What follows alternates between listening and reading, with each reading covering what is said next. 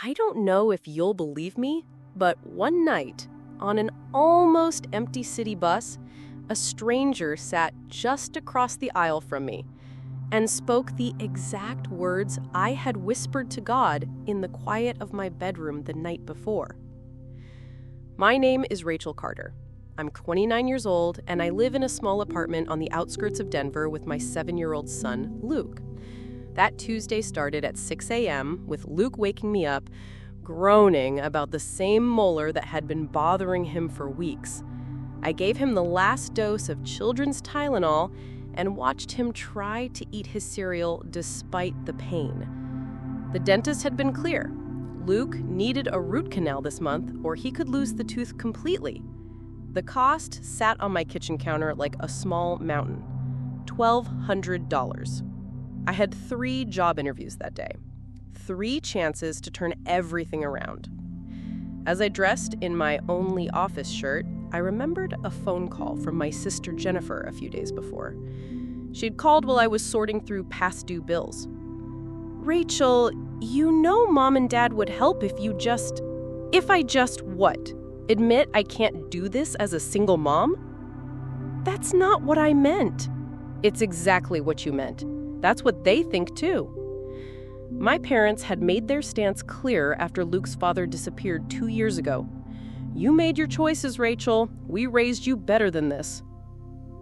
Sometimes, in my darkest moments, I wondered if they were right.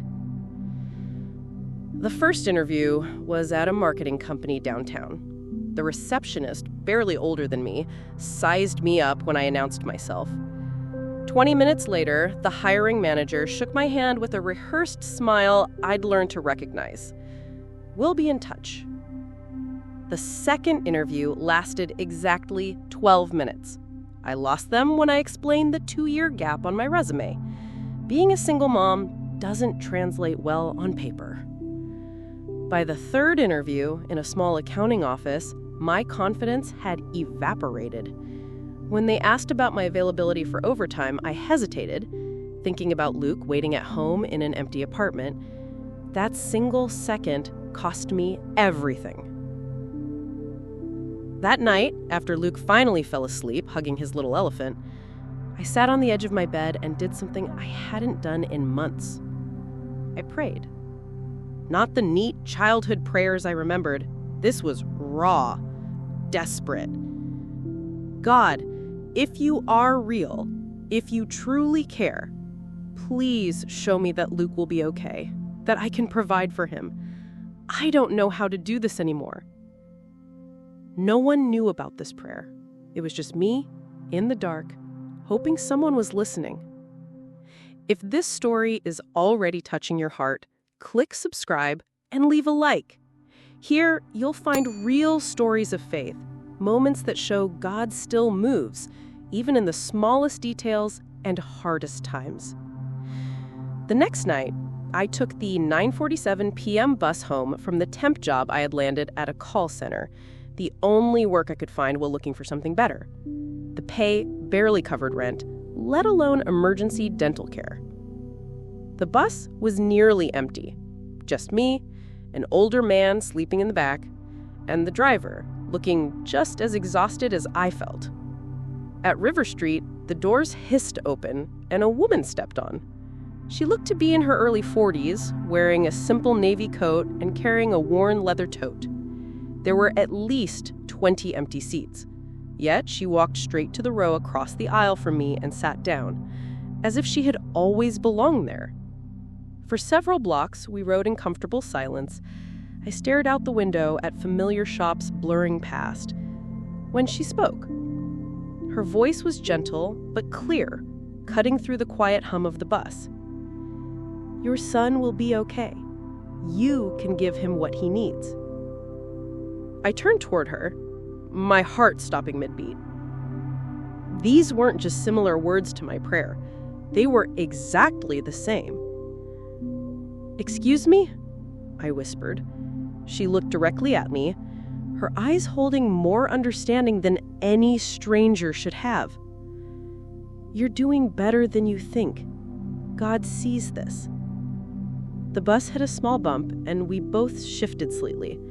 She reached out and gently touched the back of my hand.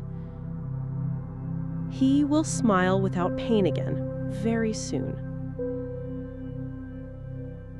How could she know about Luke's tooth? About the sleepless nights, the worry, the guilt of watching my son suffer because I didn't have the means to fix it? I opened my mouth to ask, but she was already standing. "This is my stop," she said softly, even though I hadn't heard the driver announce anything. The bus slowed for a red light, not even a proper stop. She walked to the front, whispered something to the driver, and stepped off into the night. I pressed my face against the window, trying to see where she went. The street was empty. No lit houses, no open stores, just darkness. The light turned green, and we moved on, leaving me with more questions than answers. The next morning, at 8:15, my phone rang. Unknown number. "Merce Kander, this is Janet from Morrison & Associates. We met yesterday afternoon." My stomach dropped. Another rejection? I want to apologize for how rushed our interview felt. After discussing with my partner, we would like to offer you the position. The schedule is flexible, and we understand your son comes first. I almost dropped the phone. The salary is $42,000 per year, with health benefits starting immediately. When can you start? 2 weeks later, I sat in the dentist's waiting room while Luke came out of the procedure, smiling despite his numb cheek. "Mom, my tooth's fixed. It doesn't hurt anymore." As I signed the insurance paperwork, finally covered, I thought of that night on the bus. I still don't know who that woman was or how she knew exactly what I needed to hear. But I know this: for the first time in years, I felt someone was taking care of us. Not from a distance, not abstractly, but personally. That encounter changed something inside me. My faith, once a whisper, became real and alive. If this story moved you, leave a comment sharing something God has done for you. A moment of gratitude you want others to see and be inspired by. And don't miss our next video. A man at the lowest point in his life experiences a supernatural encounter God prepared in the midst of total despair. What you're about to see will truly impact your faith. Thank you for listening, and God bless you.